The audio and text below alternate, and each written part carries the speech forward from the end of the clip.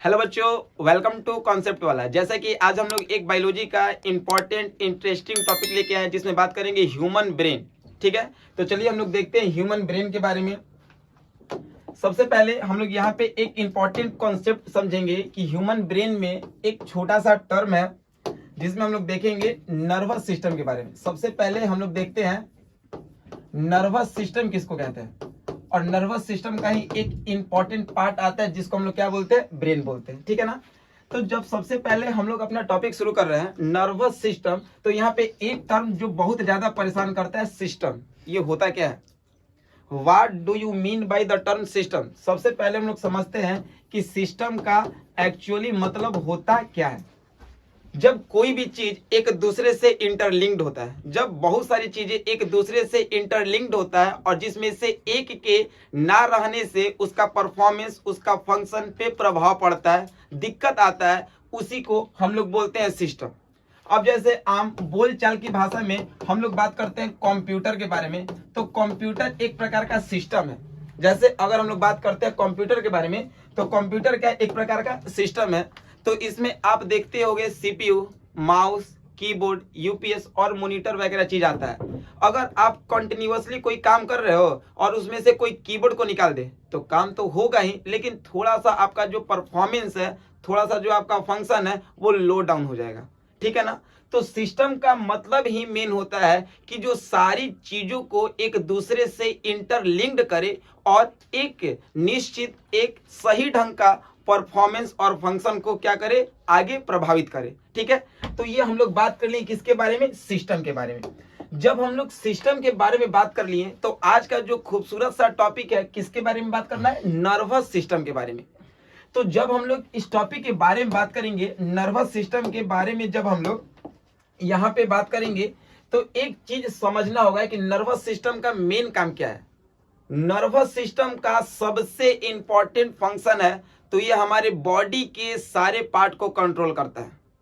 ठीक है, इसका सबसे ज्यादा अगर इंपॉर्टेंट फंक्शन देखा जाएगा तो ये हमारे बॉडी के सारे पार्ट को कंट्रोल करता है, चाहे वो हार्ट हो, चाहे वो रिस्पायरेटरी सिस्टम हो, चाहे वो एक्सक्रेटरी सिस्टम हो, चाहे वो न्यूट्रिशन के किसी भी पार्ट के बारे में बात कर ले, या फिर माउथ हो, कोई भी पार्ट हो, तो ये सारे पार्ट को कंट्रोल करने का काम करता है। तो nervous system is the control of all the activities, vital activities of our life. Life के जितने भी वाइटल एक्टिविटीज होते हैं, उन सारे एक्टिविटी, सारे बॉडी पार्ट को कंट्रोल करने का काम करता है।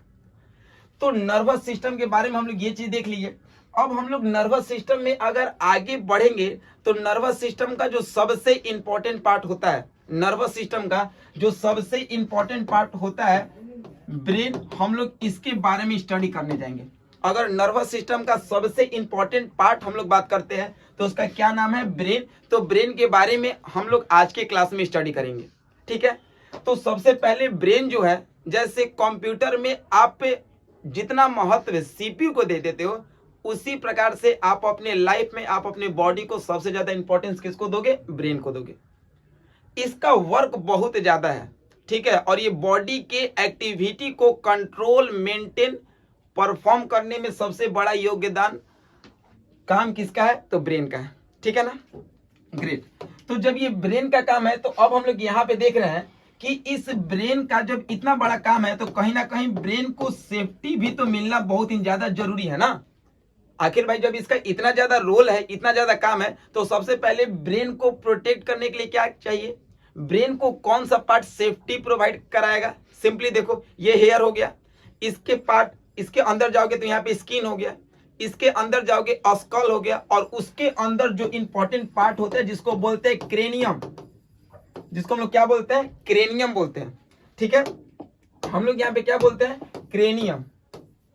तो ये आपसे कोई पूछेगा कि क्रेनियम क्या है, तो क्रेनियम का मेन मतलब होता है कि ये ब्रेन को प्रोटेक्ट करता है, ये आपके दिमाग को प्रोटेक्ट करने का काम करता है। कौन, क्रेनियम। और क्रेनियम जो है वो एक प्रकार का बोन है, क्रेनियम जो है वो एक प्रकार का बोन है जो अंदरूनी ब्रेन को, यानी मेडुला ओब्लांगाटा को प्रोटेक्ट करने का काम करता है। कौन, क्रेनियम। और ये क्रेनियम जो है वो 8 बोन से मिलकर बना होता है। क्रेनियम जो है वो 8 बोन से मिलकर बना होता है, और सारा बोन जब एक दूसरे से अटैच है तो इसके बीच में इसको कस के बांधने का काम जो करता है उसका नाम है फाइब्रस। उसका क्या नाम है? Fibrous joint. उसका क्या नाम है? फाइब्रस ज्वाइंट, जो इस बोन को कस के मजबूती से टाइट बांधने का काम करता है। कौन? Fibrous joint. तो जरा सोचो ना कि ब्रेन हो गया, उसको मेन प्रोटेक्ट करने का काम कौन कर रहा है? क्रेनियम नाम का हड्डी। और इस क्रेनियम नाम का हड्डी जो है वो कितने बोन से मिलकर बना है? 8 बोन से। और सारा बोन एक दूसरे से अगर जुड़ता है, बंधता है, तो वो किसकी सहायता से? तो फाइब्रस ज्वाइंट की सहायता से। ठीक है, तो ये तो ब्रेन को क्या किया? प्रोटेक्ट करने का काम किया। अगर इतना पे भी ब्रेन आपका प्रोटेक्ट नहीं हो पाया तो यहाँ पे एक और पार्ट होता है। ठीक है, इसके अंदर एक झिल्ली होता है जिसको हम लोग मेनिनज्वाइट के नाम से जानते हैं। ठीक है, क्या बोलते हैं? मेनिनज्वाइट। अब यहां पे आपको समझना होगा कि मेनिनज्वाइट का काम क्यों पड़ा। अब जैसे देखो, ये ब्रेन है, ब्रेन तो एकदम सॉफ्ट पार्ट है, ये ब्रेन है और ये हड्डी है। तो हड्डी अगर ब्रेन के डायरेक्ट कांटेक्ट में आ जाएगा तो डायरेक्ट इन्फेक्शन होने की संभावना है। तो कहीं ना कहीं ये जो क्रेनियम है, और मान लो कि ये आपका मेन पार्ट है ब्रेन, ये आपका मेन पार्ट है ब्रेन, तो उसके बीच में एक पतला झिल्ली होता है, जिस झिल्ली का क्या नाम है? मेनिनज्वाइट्स। जिस झिल्ली का क्या नाम है भाई? मेनिनज्वाइट्स नाम है। तो मेनिनज्वाइट्स क्यों है? मेनिनज्वाइट्स का मेन काम क्या है कि ये जो क्रेनियम हड्डी है और ये जो ब्रेन है, अगर दोनों एक दूसरे के डायरेक्ट कांटेक्ट में आएगा तो पहला घाटा क्या है कि इन्फेक्शन होगा। तो उसको बचाने के लिए इस बीच में एक पतला झिल्ली दिया गया है। उसको बचाने के लिए बीच में एक पतला झिल्ली दिया गया है, जिस झिल्ली का क्या नाम है? मेनिनज्वाइट्स। और ये झिल्ली जो है वो एक बैग है। ठीक है, इसको आप लोग मस्कुलर बैग के रूप में कह सकते हो। बेसिकली ये प्लास्टिक का होता है। अगर आप लोग देखोगे तो ये बेसिकली किसका होता है? प्लास्टिक का होता है। और कहीं ना कहीं ये भी ब्रेन को प्रोटेक्ट करने का काम कर रहा है। ठीक है, और इसके अंदर आपका ब्रेन है। तो अब देख लो कि ब्रेन आपका कितना अंदर है और कितना सेफ्टी पार्ट में प्रेजेंट है। अगर हल्का सा भी ब्रेन अगर ये ऐसे हिल गया ना, हल्का सा भी हिल गया, तो आपकी जिंदगी को हिला के रख देगा। तो कंडीशन क्या समझना है कि ब्रेन, एक्चुअली जो ब्रेन है ये तो अलग की बात है, fore brain, mid brain, hind brain, ये तो पार्ट है ना। लेकिन एक्चुअली जो ब्रेन है उसका नाम है मेडुला ओब्लांगाटा। और वो समझो कि कितना अंदर है। सबसे पहले हेयर, कुछ तो पहले आपको ये बचा दिया, उसके ये अगर हेयर हटा दोगे तो जब टकला हो जाओगे तो वो एक लेयर ऊपर क्या आएगा? स्किन आएगा। उसके अंदर स्कल, खोपड़ी। स्कल के अगर अंदर जाओगे तो क्या है? क्रेनियम। उसके अंदर 8 हड्डी है और उस 8 हड्डी के अंदर वो किससे मजबूती से बंधा है? फाइब्रस ज्वाइंट से। उसके अंदर क्या है आपका? मेनिनज्वाइट्स है। और मेनिनज्वाइट्स के अंदर आपका ब्रेन है। अगर मान लो कि आपको बहुत तेज से चोट लगा, तो चोट लगा और सारा क्रेनियम भी आपका टूट गया और गलती से वो चोट किसके पास पहुंच गया? मेनिनज्वाइट के पास पहुंच गया। तो जब आपका चोट मेनिनज्वाइट के पास पहुंच जाएगा तो वहां पे एक रोग होगा, जिस रोग का नाम है मेनिनजाइटिस डिजीज। अगर ब्रेन में मेनिनज्वाइट्स के पास आके और आपको चोट बर्दाश्त नहीं हो पाए, चोट ज्यादा लग जाए, कहां पे? मेनिनज्वाइट्स के पास, तो एक रोग होता है जिस रोग का क्या नाम है? मेनिनजाइटिस। जिस रोग का क्या नाम है? मेनिनजाइटिस। तो यहां पे आपको पता चला कि ब्रेन का कितना इंपॉर्टेंट है। ठीक है, और कितना इसको हम लोग सेफ्टी प्रदान करवा रहे हैं। अब हम लोग आगे जैसे ही बढ़ते हैं तो वहां पे देखते हैं कि ये जो ब्रेन है वो किससे मिलकर बना है। अब तो क्वेश्चन ये फंस गया कि भाई अगर हम लोग ब्रेन का स्टडी कर रहे हैं तो ब्रेन किससे मिलके बना है। ठीक है, ये बहुत इंपॉर्टेंट बात है। ठीक है ना, ब्रेन किससे मिलके बना है? तो सबसे पहला चीज कि ब्रेन जो है वो नर्व सेल से, या फिर इसी को हम लोग बोलते हैं न्यूरॉन। ब्रेन जो है वो किससे मिलके बना है? तो ब्रेन जो है या तो नर्व सेल से या तो किससे मिलके बना है? न्यूरॉन। दोनों का मतलब एक ही है। ठीक है ना, ब्रेन किससे मिलके बना है? नर्व सेल, या फिर किससे इसको कहो? न्यूरॉन से कहो। और इसका एक खास बात भाई, जिसमें अच्छाई है उसमें कुछ ना कुछ बुराई भी होता है। तो ये नर्वस टिश्यू या नर्व सेल या न्यूरॉन के बारे में बात करोगे तो इसका सबसे ज्यादा अच्छाई क्या है कि फास्टेस्ट मोड ऑफ ट्रांसपोर्टेशन है। 3G 4G 5G सब फेल इसके आगे। ठीक है, यानी इसका जो मैसेज रिस्पॉन्स का कैपेसिटी है ना, ये बहुत ही ज्यादा है, बहुत फास्ट है। ठीक है, तो ये तो इसका फायदा हुआ। दूसरा, हमारे बॉडी में सबसे लार्जेस्ट सेल के रूप में अगर हम लोग बात करेंगे तो वो कौन है आपका, नर्व सेल यानी न्यूरॉन। बड़ा जो सबसे सेल है हमारे बॉडी में वो कौन है, नर्व सेल या फिर न्यूरॉन है। ये भी क्लियर है आप लोग को। इसका सबसे घाटा क्या है, सबसे ज्यादा इसका घाटा क्या है, क्या इसका प्रॉब्लम है? सबसे बड़ा इसका प्रॉब्लम यही है कि नर्व सेल जो होता है ना, वो रिकंस्ट्रक्शन नहीं करता है, सेल डिवीजन नहीं करता है। सबसे बड़ा खास बात ये समझना कि ये कभी भी सेल डिवीजन जो है वो नहीं करता है।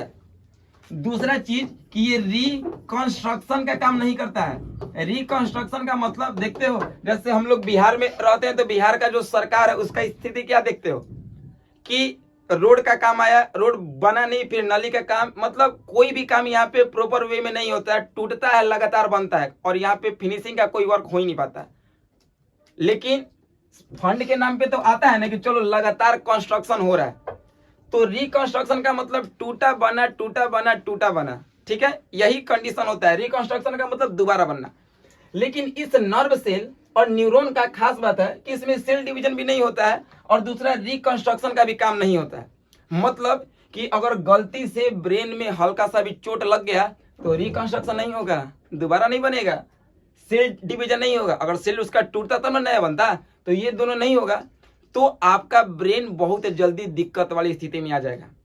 इसीलिए वो पुलिस का स्टेटमेंट सुने होंगे कि शरीर का सारा पार्ट मार के सुझा दो लेकिन ब्रेन पे मत मारो। इसीलिए कभी अगर आप व्हीकल से चलते होगे तो देखते होगे वो हेलमेट पहनने के लिए प्रीफरेंस करता होगा। क्यों?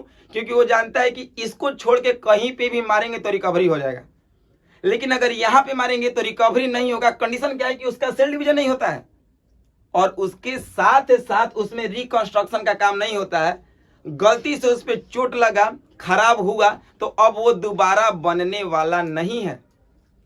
ठीक है, तो आपसे कोई पूछेगा कि ऐसा क्यों होता है, सारा मेरा क्वेश्चन एक एक एमसीक्यू आपको निकाल के देगा। कोई अगर पूछेगा कि ऐसा क्यों होता है, क्योंकि उसके पास एक चीज नहीं होता है जिसका क्या नाम है, सेंट्रोजोम। इसके पास एक चीज नहीं होता है, क्या नहीं होता है, सेंट्रोजोम। और जिसके पास सेंट्रोजोम होगा वही जल्दी जल्दी रिकंस्ट्रक्ट का काम करेगा, वही जल्दी जल्दी सेल डिवीजन का काम करेगा। तो याद रखना कि ये जो ब्रेन है वो सेंट्रोजोम को नहीं रखता है। ठीक है, यहां तक तो क्लियर है। अब एक तरफ हम आगे बढ़ते हैं तो लोग कहता है कि देखो जितना ज्यादा सेल डिवीजन होगा और जितना ज्यादा रिकंस्ट्रक्शन होगा उतना ही ज्यादा कैंसर होगा। तो बात तो फंस गया। क्या फंसा? अरे यार ब्रेन में तो सेल डिवीजन भी नहीं हो रहा है, रिकंस्ट्रक्शन भी नहीं हो रहा है, इसका मतलब कि इसके पास सेंट्रोजोम है नहीं। लेकिन यह सबसे इंपॉर्टेंट बात फंसा है कि फिर ब्रेन में कैंसर कैसे होता है, ब्रेन में फिर कैंसर कैसे होता है? क्योंकि कैंसर उसी जगह पे होगा जहां पे सेंट्रोजोम होगा, और सेंट्रोजोम होगा तो ज्यादा से ज्यादा वो रिकंस्ट्रक्शन होगा, ज्यादा से ज्यादा सेल डिवीजन होगा। लेकिन ब्रेन में तो ये होता ही नहीं है, लेकिन इसके बावजूद भी ब्रेन में कैंसर होता है। ठीक है, क्यों होता है इसका कहानी हम लोग जानेंगे।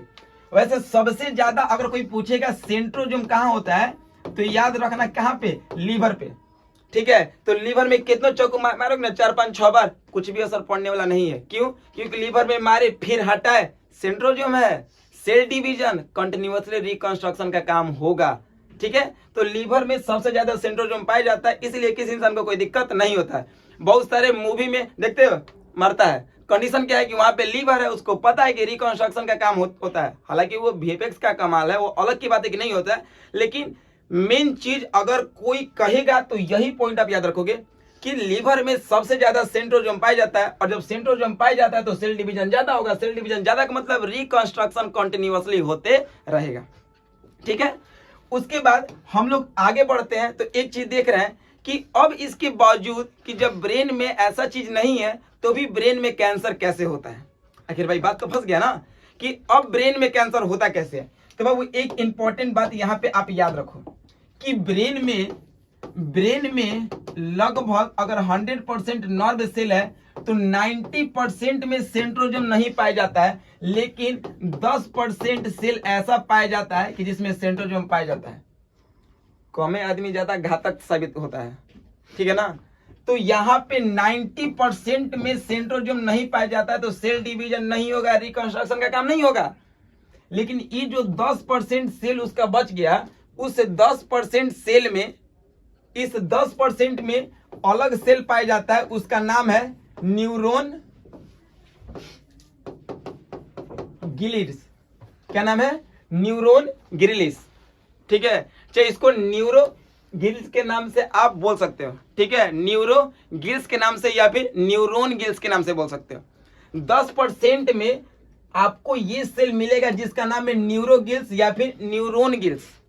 ठीक है, और इस 10% सेल में ज्यादा से ज्यादा आपको सेंट्रोजोम पाया जाएगा, तो ज्यादा से ज्यादा रिकंस्ट्रक्शन होगा, और ज्यादा से ज्यादा रिकंस्ट्रक्शन होगा, बनेगा, सेल डिवीजन होगा, तो इसमें कैंसर होने की संभावना होता है। ठीक है, और आपको पता है कि ब्रेन इतना नाजुक है ना कि वो अपने कैंसर स्टेज को सह नहीं पाता है, और अपने पहले ही स्टेज में वो अपना जान गंवा देता है। और ब्रेन में जब कैंसर होता है तो उस कैंसर के फर्स्ट स्टेज को क्या बोलते हैं? ट्यूमर बोलते हैं।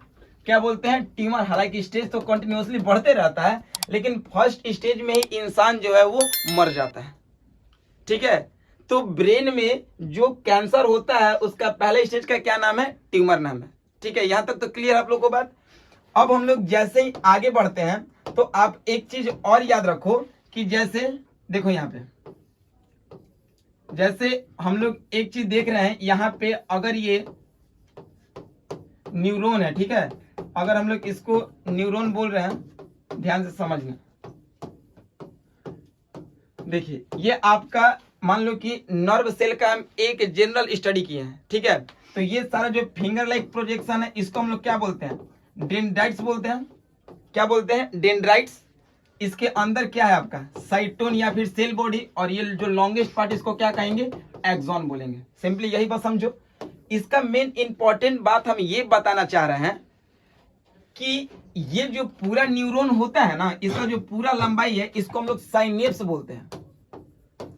न्यूरॉन का ये जो पूरा लंबाई है, पूरा पार्ट है, इसको हम लोग क्या बोलते हैं? साइनेप्स बोलते हैं।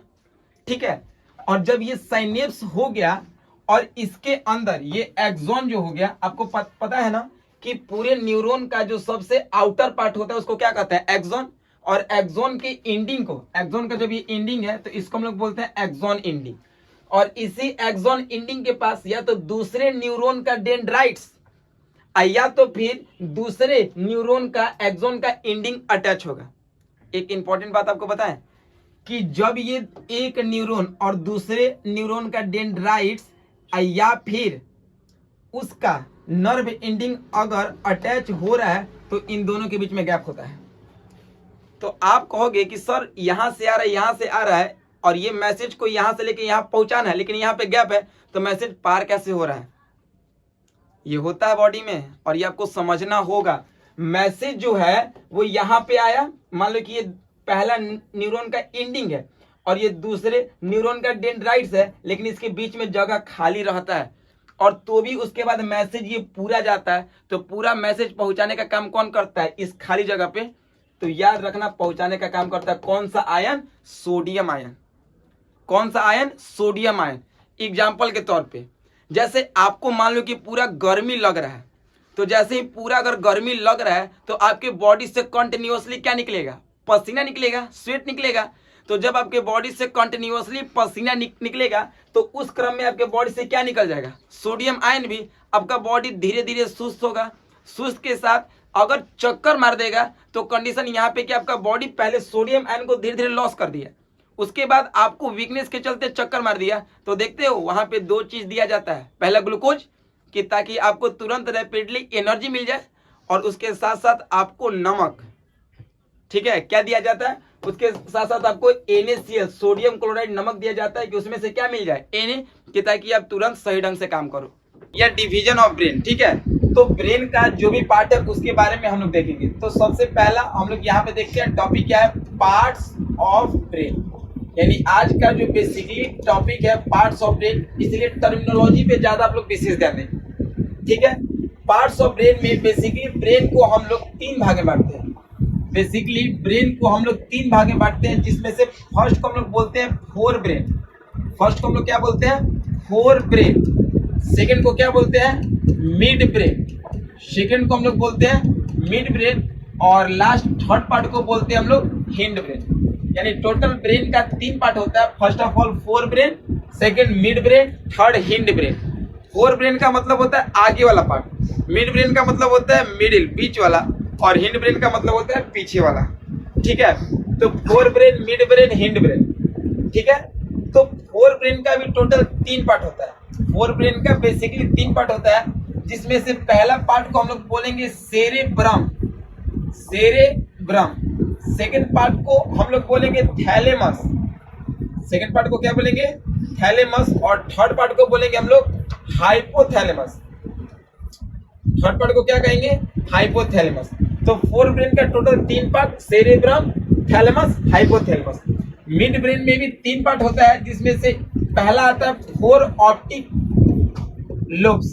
पहला क्या आता है, फोर ऑप्टिक लोब्स, जो आई सेंसेशन को जोड़ने का काम करता है नर्व के द्वारा। और उसके बाद आता है सेकंड पार्ट कार्पोरा। क्या आता है सेकंड पार्ट, कार्पोरा। ठीक है, और थर्ड आता है सेरेबल पेंडिकल्स, सेरिबल पेंडिकल्स आता है। थर्ड जो पार्ट आता है क्या है, इसको बोलते हैं सेरिबल पेंडिकल्स। फिर हम लोग जब स्टडी करेंगे हिंड ब्रेन का, तो हिंड ब्रेन को भी हम लोग 3 भाग में बांटते हैं। इसमें से पहला का नाम है सेरेबेलम। क्या नाम है फर्स्ट का, सेरेबेलम। सेकंड का नाम है पोन्स भरोली, पोन्स भरोली। और थर्ड का नाम है मेडुला ओब्लांगाटा, मेडुला ओब्लांगाटा। तो टोटल हम लोग अभी के क्लासेस में क्या देखे, डिवीजन ऑफ ब्रेन, यानी ब्रेन को बेसिकली 3 भाग में बांटते हैं। पहला का नाम है फोर ब्रेन, अग्र मस्तिष्क। सेकेंड है मिड ब्रेन, मध्य मस्तिष्क। और थर्ड है हिंड ब्रेन, लास्ट वाला पार्ट। ठीक है, fore brain, mid brain, hind brain. Fore brain का 3 पार्ट, सेरेब्रम। सेकेंड पार्ट हम लोग बोलेंगे थैलेमस, थर्ड होगा हाइपोथैलेमस। मिड ब्रेन का भी 3 पार्ट। मिड ब्रेन में बेसिकली नर्व होता है, तार होता है, जो जोड़ने का काम करता है। पहला ऑप्टिक लोब्स, जो आंख के द्वारा किसी चीज को देखने में मदद करता है। सेकंड होता है कार्पोरा, एक ब्रेन के द्वारा। और एक होता है आपका सेरिबल पेंडिकल, जो स्पाइनल कोड के द्वारा वो मैसेज को सेंसेशन करता है।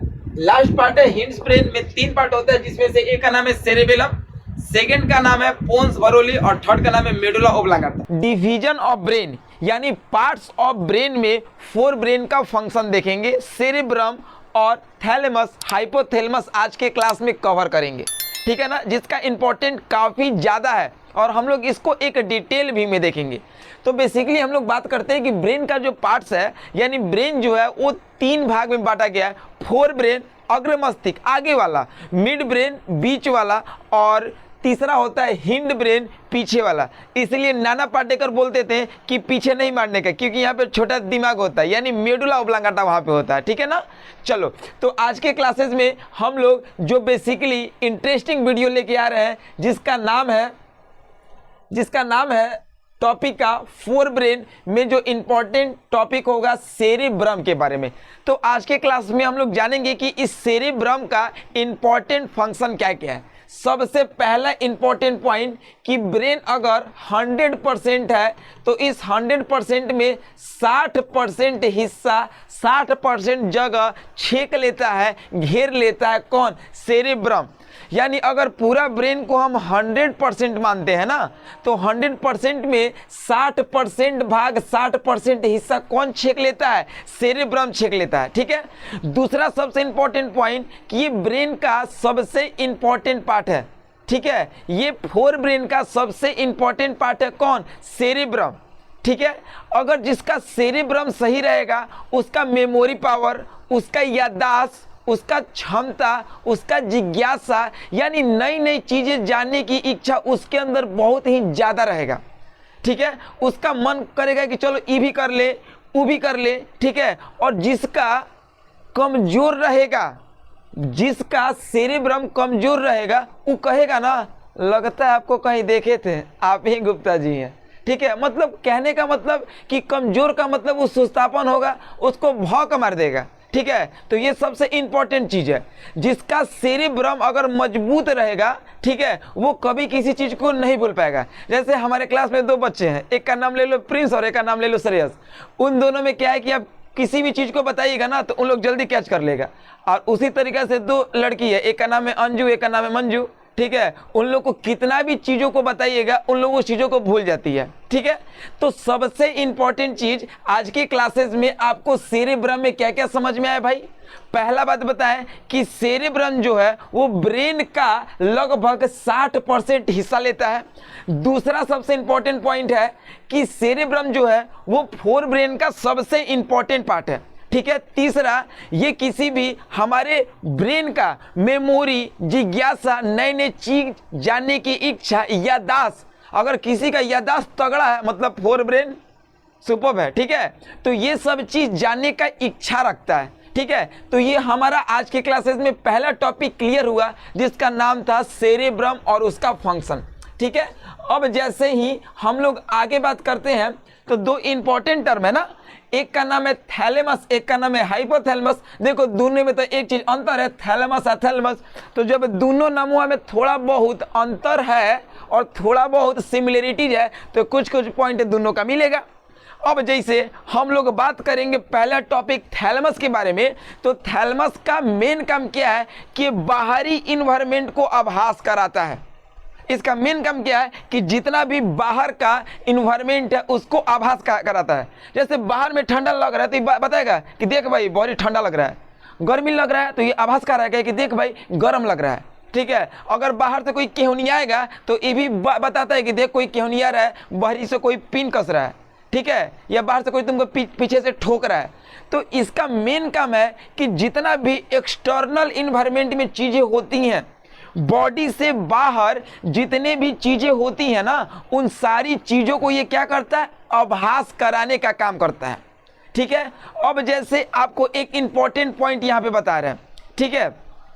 जैसे मान लो कि कोई एक इंसान है, शराब पी के आ गया, तो जब एक इंसान है जैसे ही वो शराब पी के आ गया ना तो उसका दिमाग काम करना बंद कर देगा, मतलब थैलेमस जो है वो काम करना बंद कर देता है। तो उसको नंबर वहीं पे कूट दो, उसको कुछ असर नहीं पड़ेगा, ठीक है। अब जब सुबह उठेगा जब वो सुबह उठेगा, जब शरीर पूरा दर्द से कराहेगा तब उसका दिमाग खुलेगा, क्योंकि सुबह में उसका थैलेमस धीरे धीरे एक्टिवेट होना शुरू होगा। तब उसको लगेगा कि हमको कोई पीटा था, तो जाएगा सेरेब्रम चाचा के पास और उससे पूछेगा कि आपको याद है कि हमको कोई कल पीटा था, ठीक है। क्यों? क्योंकि याददाश्त बताने का क्षमता भाई मेरे होता है तो किसके पास होता है, सेरेब्रम के पास। तो जितने भी पीने वाले कैटेगरी में होते हैं, पियकड़ ग्रुप के होते हैं, ठीक है, उनका सबसे खास बात होता है कि जब वो पी लेते हैं तो उनका थैलेमस जो है काम करना बंद कर देता है, इसलिए उनको पिला के दम पर कूट दो, ठीक है ना। तो उनको कोई दिक्कत नहीं होगा, भले सुबह जैसे ही होगा तो धीरे धीरे उनका थैलेमस एक्टिवेट होगा, तब उनको पता चलेगा कि हाँ कोई हमको पीटा था। कब? जब पूरा दर्द से शरीर जो है पूरा कराहने लगेगा, तब उनको पता चलेगा, तब वो धीरे से ठकठकाएंगे, सेरेब्रम चाचा खोलिए और बताइए कि हमको कल कौन पीटा था, ठीक है ना। तो ये सबसे इंपॉर्टेंट फंक्शन था किसका भाई मेरे, थैलेमस का। किसका था? थैलेमस का। अब हम लोग स्टडी करने जा रहे हैं सबसे इंपॉर्टेंट हाइपोथैलेमस। हम क्या बताए थे भाई, शुरू में एक बात बता दिए थे कि थैलेमस हाइपोथैलेमस दोनों जुड़वा भाई लग रहा है, तो दोनों में कुछ ना कुछ डिफरेंसेज है तो कुछ ना कुछ सिमिलरिटीज भी होगा। तो इन दोनों में सिमिलरिटीज यही है कि थैलेमस का मेन काम था कि ये बाहरी एटमॉस्फेयर, बाहरी इन्वायरमेंट को आभास कराता है, जबकि हाइपोथैलेमस का मेन काम है कि ये बॉडी के अंदर के टेम्परेचर को आभास कराता है। यानी बॉडी के अंदर जो भी घटना घटता है उसको आभास कराने का काम करता है कौन? हाइपोथैलेमस चाचा, ठीक है। हाइपोथैलेमस का मेन काम क्या है कि आपके बॉडी के अंदर जो भी घटना घट रहा है, जो भी टेम्परेचर में चेंजिंग हो रहा है, जो भी चीजें हो रहा है शरीर के अंदर के बारे में स्थिति पता करता है हाइपोथैलेमस। अब बॉडी के बाहर जो भी घटना घट रहा है वो बताता है थैलेमस। यहाँ तक आपको क्लियर है? जैसे आपके बॉडी में बॉडी के अंदर बहुत ज़्यादा आपको गर्मी लग रहा है तो हाइपोथैलेमस एक्टिवेट होगा और उस गर्मी को पसीना के रूप में शरीर से बाहर निकालेगा। ठीक है, तो ये सारा मेन काम होता है किसका? हाइपोथैलेमस का। हाइपोथैलेमस का कुछ इंपॉर्टेंट फंक्शन भी है। ठीक है, ये आपके नेचर को डिसाइड करता है। ठीक है भाई मेरे ना, ये आपके नेचर को डिसाइड करता है। इसका मतलब क्या है कि आपका लक्षण क्या है इसके बारे में ये बताता है। इसका बहुत सारा इंपॉर्टेंट फंक्शन है, हम आपको बता रहे हैं, इस चीज़ को अचीव कीजिएगा, समझिएगा। पहला चीज़ कि आपके बॉडी में जितना भी मतलब आपको गुस्सा आता है ना, तो गुस्सा को वो कंट्रोल करता है। मान लो कि तुमको फलानवा पे गुस्सा आ रहा है तो फलानवा पे हंस दो, तुम्हारा गुस्सा भी कंट्रोल और उसको खराब भी लग जाएगा। ठीक है ना, तो पहला चीज कि गुस्सा को कंट्रोल करता है और ये प्रेम को नियंत्रण करता है। प्रेम का मतलब प्रेम प्रकाश नहीं, ठीक है, प्रेम को नियंत्रण करता है, जिसके चलते दुनिया सब चीज में प्रेम है, माँ बाप, माँ बेटा बेटी, दोस्त, तो उस चीज को ये नियंत्रण करता है।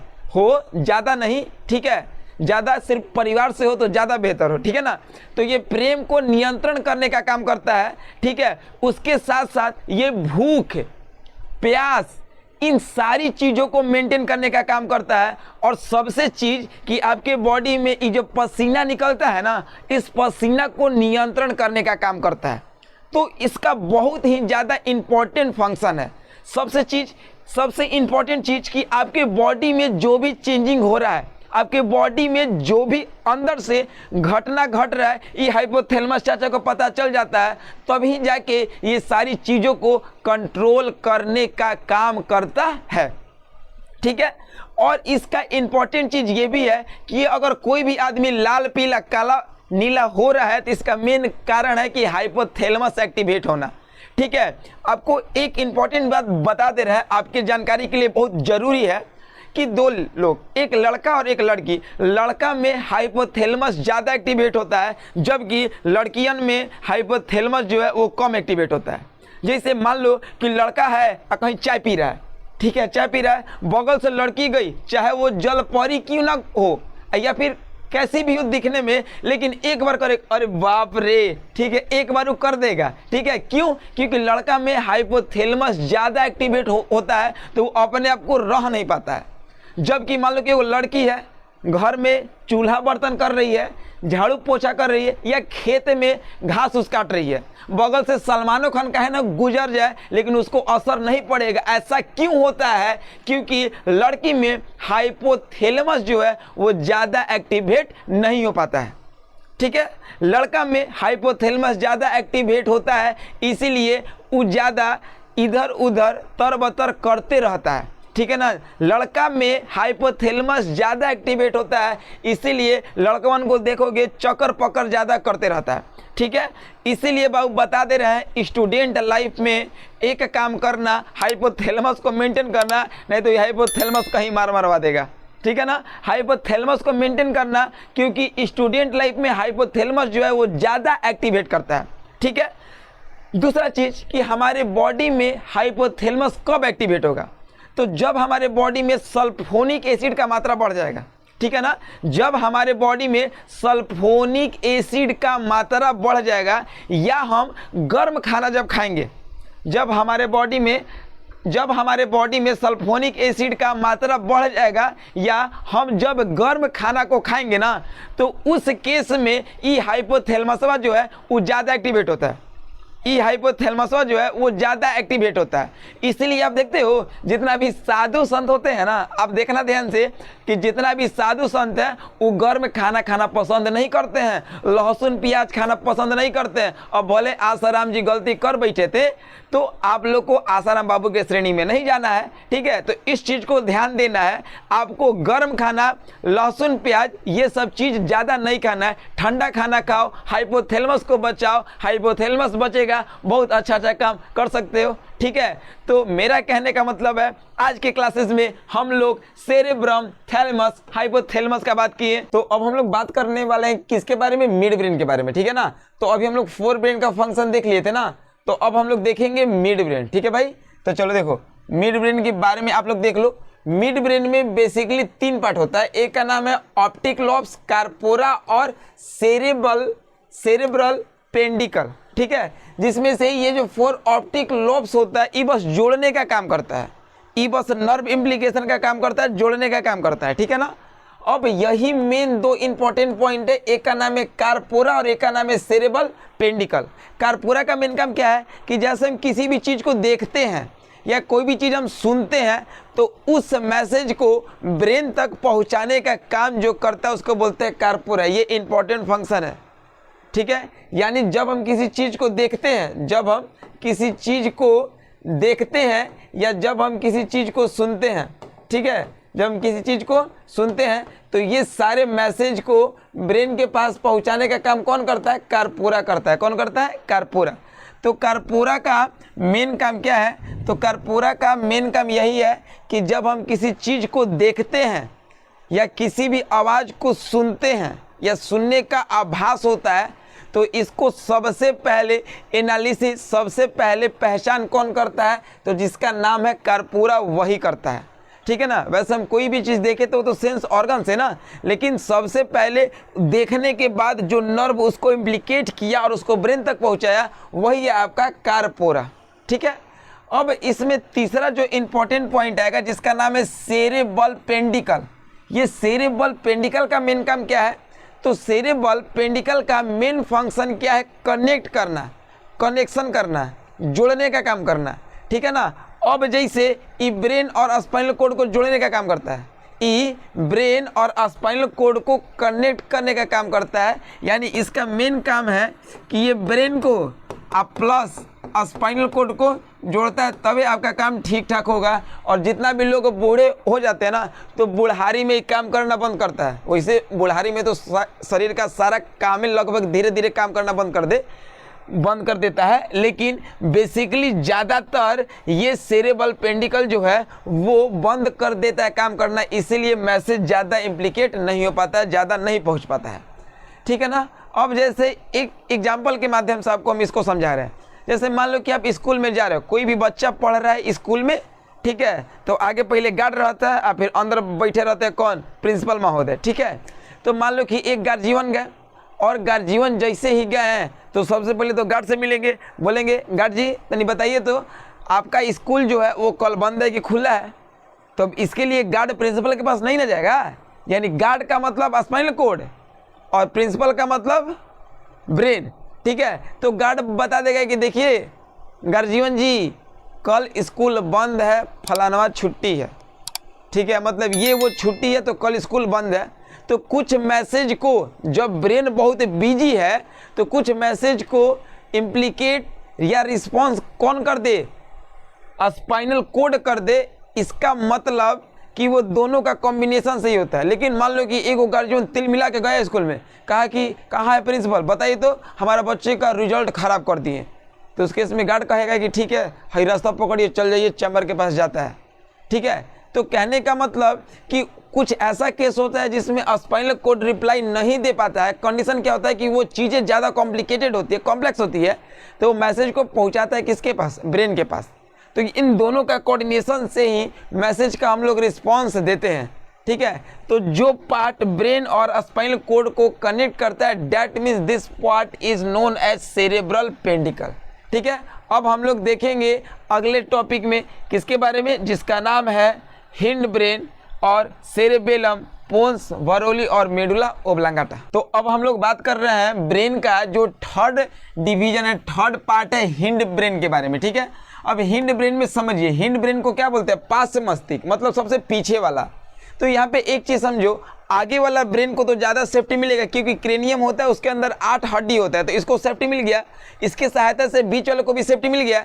लेकिन पीछे जो ब्रेन होता है उसको तो ज़्यादा सेफ्टी नहीं मिलता, लेकिन ज़रूरी उसको ही चाहिए मेन, ठीक है। तो क्या होता है ना कि पीछे जो होता है ना, यहाँ पे बहुत बड़ा होल होता है, जिस होल को बोलते हैं फोरामेन मैग्नम, ठीक है। उसको हम लोग क्या बोलते हैं? फोरामेन मैग्नम के नाम से जानते हैं। अगर वहाँ पे हल्का सा भी ज़्यादा चोट लग जाएगा ना, हाँ, तो इंसान पागल हो जाता है, और गलती से ज़्यादा कस के लगे तो मर जाता है। देखते हो साउथ वाला में उठाता है रॉड मार देता है पीछे से खींच के, ठीक है, तो उसका जो फोरामेन मैग्नम होता है वो काम करना बंद करता है, तो वो अपना प्राण त्याग देता है वहीं पे। बात समझ में आया? तो अब यहाँ पे एक दो चीज और आपको समझना होगा, ठीक है। इस हिंड ब्रेन का बेसिकली दो ही मेन पार्ट होता है, ये एक बेसिकली आप पार्ट नाम याद कर लेना, लेकिन दो ही मेन पार्ट होता है, एक का नाम है सेरेबेलम, एक का नाम है मेडुला ऑब्लांगाटा। सेरेबेलम का मेन फंक्शन है कि बॉडी के पोस्चर को और बॉडी को खड़ा करने में, यानी सबसे इंपॉर्टेंट चीज कि ये बॉडी के पोस्चर को ये मेंटेन करता है, और दूसरा चीज कि आपको खड़ा करने के लिए स्टैंडिंग पोजीशन देने के लिए, इक्विलिब्रियम में लाने के लिए। तो हमारे बॉडी का ये इंपॉर्टेंट फंक्शन क्या है सेरेबेलम का? पहला कि पोस्चर को मेंटेन करता है, ठीक है, और पोस्चर का मतलब इक्विलिब्रियम, हमारे बॉडी के कंडीशन को मेंटेन करता है। और दूसरा सबसे इंपॉर्टेंट फंक्शन है कि बॉडी को बैलेंस प्रोवाइड कराता है।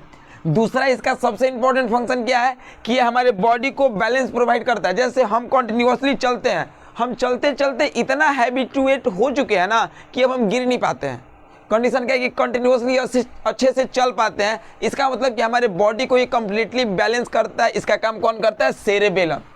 अब आपको हम 2-3 एग्जाम्पल बता रहे हैं। अब 1-2 साल का बच्चा है, क्या वो कंटिन्यूअसली चल पाएगा?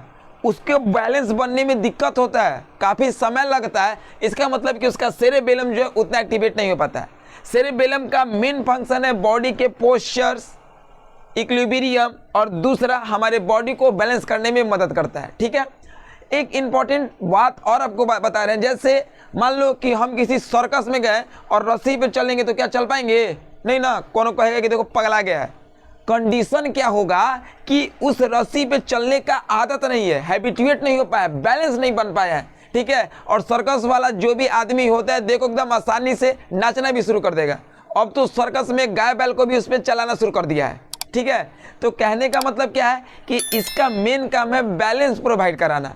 अब ठीक है, अब देख लो जो पियकड़ है, जो पी लिया उसको खाली एक बात कहना है कि आप एक जगह खड़ा होकर दिखाइए, चांस नहीं है कि खड़ा हो पाएगा, लगातार भौंडियात रहेगा इन्हें होने। तो कहने का मतलब कि जो पी लिया है, इसका मतलब कि वो दुनिया का सबसे पावरफुल इंसान है, उसके पास उस समय तक दुनिया का सब ताकत मौजूद है, ठीक है ना। क्योंकि जैसे ही पी लेता है ना तो उसका जो सेरेबेलम है वो एक्टिवेट नहीं हो पाता है, वो काम करना बंद कर देता है, इसलिए वो लड़खड़ाना लगता है और बहुत अजीब गरीबों स्टाइल में चलना शुरू कर देता है, ठीक है। और हम लोग इसमें एक और इम्पॉर्टेंट चीज़ है मेडुला ओब्लांगाटा, इसके बारे में बात नहीं करेंगे, कोई इसका इंपॉर्टेंट खास फंक्शन नहीं है, ठीक है। मेडुला ओब्लांगाटा के बारे में बात करेंगे। अगर कोई पोन्स भरोली पूछता है तो ये इंटरनल पार्ट को कनेक्ट करने का काम करता है, ठीक है। अब ये जो मेडुला ओब्लांगाटा है उसका फंक्शन क्या है? तो मेडुला ओब्लांगाटा का मेन फंक्शन है कि हमारे बॉडी में जो भी मेटाबॉलिज्म एक्टिविटी है उसको मेंटेन करने का काम करता है। तो यहाँ पे क्वेश्चन आता है कि मेटाबॉलिज्म क्या होता है? तो metabolism is a function, metabolism जो है एक प्रकार का फंक्शन है which occurs chemical reaction inside the body, यानी हमारे बॉडी में जो भी रिएक्शन अकरिंग होता है, हमारे बॉडी में रिएक्शन के बाद जो फंक्शन होता है उसी को हम लोग बोलते हैं मेटाबॉलिज्म। यानी मेडुला ओब्लांगाटा का मेन काम है कि हमारे बॉडी में मेटाबॉलिज्म एक्टिविटी को मेंटेन करता है। तो मेटाबॉलिज्म एक प्रकार का फंक्शन है जो हमारे बॉडी में रिएक्शन के बाद निकलता है, ठीक है ना। मेटाबॉलिज्म को हम लोग दो पार्ट में बांटते हैं, एक का नाम है कैटाबॉलिक और एक का नाम है एनाबॉलिक, ठीक है ना। इसका दो पार्ट होता है, मेटाबॉलिज्म का दो पार्ट होता है, एक को बोलते हैं कैटाबॉलिक, एक को बोलते हैं एनाबॉलिक। एनाबॉलिक का मतलब जुड़ना, जुड़ के एक नया चीज बनाना, और कैटाबॉलिक मतलब कैट का मतलब बिल्ली का मतलब काटना, ठीक है ना। तो कोई भी चीज़ अगर टूटेगा, जैसे हम लोग फूड को लिए, अब फूड टूटा, एनर्जी मिला, मतलब कैटाबॉलिक, ठीक है। और एनाबॉलिक का मतलब कि जैसे 38 एटीपी मिला के क्या बनता है? ग्लूकोज बनता है। तो जब 38 एटीपी मिला के जब ग्लूकोज बनेगा तो मिला के बन रहा है ना, तो इसको बोलेंगे एनाबॉलिक। अब जैसे 20 एमिनो एसिड मिला के क्या बनाता है? प्रोटीन बनाता है। 20 एमिनो एसिड मिला के क्या बनाता है? प्रोटीन बनाता है, इसका मतलब एनाबॉलिक। तो जो जोड़ने का काम करता है एनाबॉलिक, जो तोड़ने का काम करता है कैटाबॉलिक। अगर हमारे बॉडी में मेडुला ओब्लांगाटा नहीं रहेगा तो हमारे बॉडी से जो भी रिएक्शन है वो ऑकरिंग हो ही नहीं पाएगा। जैसे न्यूट्रिशन, रिस्पायरेशन, हम लोग जो श्वसन ले रहे हैं वो सांस लेने में भी दिक्कत का सामना करना पड़ेगा। ठीक है, अब जैसे अगर हम कोई भी भोजन को लेते हैं तो भोजन को बस लेके और मुंह में ढकेलने तक का काम बस हमारा है, फोर्स लगाना हमारा है। अब जैसे ये भोजन अंदर जाता है ना तो इसके अंदर जितना भी रिएक्शन होता है वो सारा का सारा मेंटेन हमारा मेटाबॉलिज्म एक्टिविटी करता है और ये सारा कैप्चर किया जाता है किससे? मेडुला ओब्लांगाटा से। ठीक है, तो हमारा ये आज के सेशन में कंप्लीट ब्रेन का डिस्क्रिप्शन खत्म हुआ। ठीक है, मिलते हैं अगले लेक्चर वीडियो में, तब तक के लिए बाय, थैंक यू।